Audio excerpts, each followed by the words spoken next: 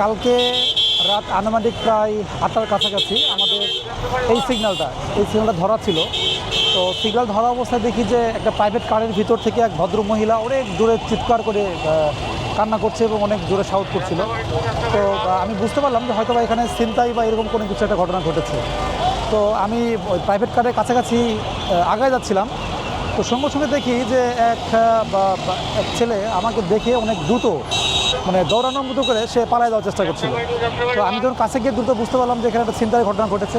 সঙ্গে সঙ্গে আমি ওই ব্যক্তিকে ফলো করে তার পিছনে দৌড় দিলাম। যদিও রাতের বেলায় এটা আমার জন্য খুব রিস্কি ছিল, বাট আমার ওই মহিলার দিকে তাকায় এবং ওনার কান্নার দেখে আমি অনেক কষ্ট পেয়েছি এবং আমি নিজেকে আর কন্ট্রোল করতে পারি নাই।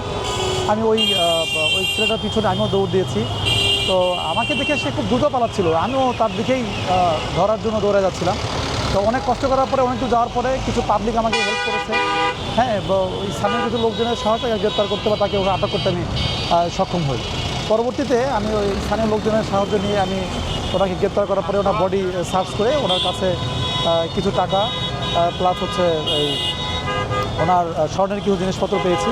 পরে মহিলাকে দেওয়া হলো। এই বিষয়টি সঙ্গে সঙ্গে সিনিয়র অফিসারকে জানিয়েছি এবং থানা পার্টিকে কল করা হয়েছে। পরবর্তীতে ওনাকে থানাতে আমি বুঝিয়ে দিয়েছি।